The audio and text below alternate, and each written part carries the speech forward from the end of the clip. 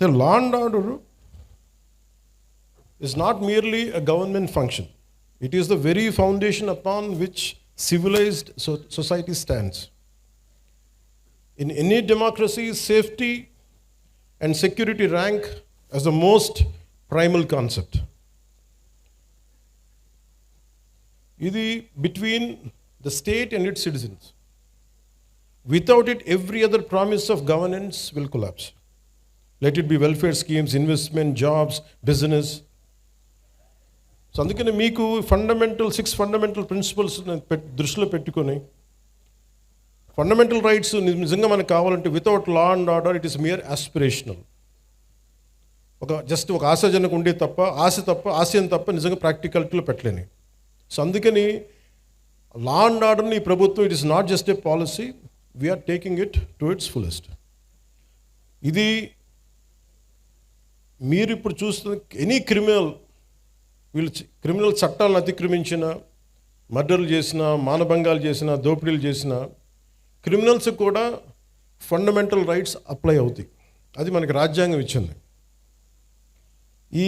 దీని సమస్యలు మనకి ఇవన్నీ కొన్నిసార్లు క్రైమ్ చేసి క్రిమినల్స్ అయ్యి కూడా మనం కొన్నిసార్లు వదిలేయాల్సి వస్తుంది, ఎందుకంటే సాక్ష్యాధారాలు లేక.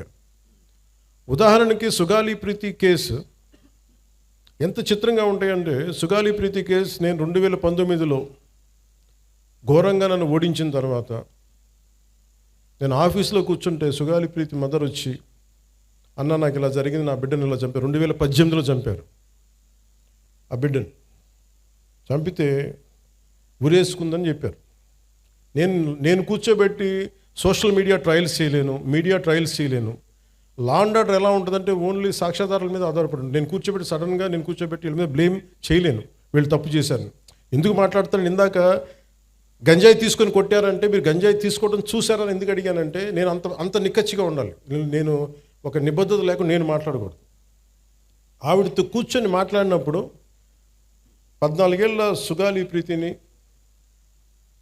స్కూల్కి వెళ్ళింది, శవమై తిరిగి వచ్చింది, ఊరేశారని చెప్పారు. బిడ్డని ఇలాగా outraged her modesty. ఇవన్నీ పెట్టుకున్న తర్వాత మాట్లాడి వాళ్ళు 1,50,000 మంది వెళ్తే సమస్య ఎక్కడ వచ్చిందంటే, ఎవరైతే కుటుంబం దెబ్బతిన్నారో వాళ్ళు ఏ పరిస్థితుల్లో మరి ఏం జరిగిందో తెలియదు, కానీ సిబిఐకి వెళ్ళా 2019-24లో సిబిఐకి వెళ్ళా ఇమ్మని మేము 1,00,000 మందితో చేస్తే వైసీపీ గవర్నమెంట్ సిబిఐకి ఇచ్చినట్టు ఇచ్చి ఊరిని ఒక తూతూ మంత్రంగా లెటర్ రాసి వదిలేశారు. నిజంగా చేయలేదు. మళ్ళీ వచ్చి ఇప్పుడు నేను వచ్చి ఫస్ట్ కేసు అదే తీసుకుందామంటే సాక్ష్యాధారాలన్నీ లాస్ట్ గవర్నమెంట్లో చెడిపేశారు. పోయిన సాక్ష్యాధారాలని మనం తిరిగి తీసుకురాలేదు.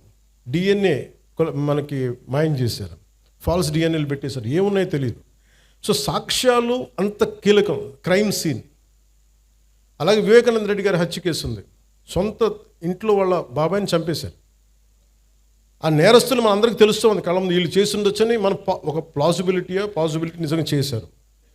బట్ వీళ్ళ మీద నిర్ధారించడానికి courts will ask only proof of evidence లేకపోతే మటుకు మనం ఎవరిని కూడా మన కళ్ళ ముందు మనం తెలిసినా కానీ మనం ఏం చేయలేం, అన్లెస్ వీ కమ్ అవుట్, చూసిన వాళ్ళు వస్తే తప్ప. అందుకని లా and order it is very paramount to NDA government led by Sri Nara Chandrababu Naidu. ఒక తల్లి తన కొడుకు కనిపించట్లేదు అని కోర్టులను ఆశ్రయించారంటే ఆ తల్లి తన ప్రాథమిక హక్కులు షీస్ క్లెయిమ్, తన ఫండమెంటల్ రైట్ అది.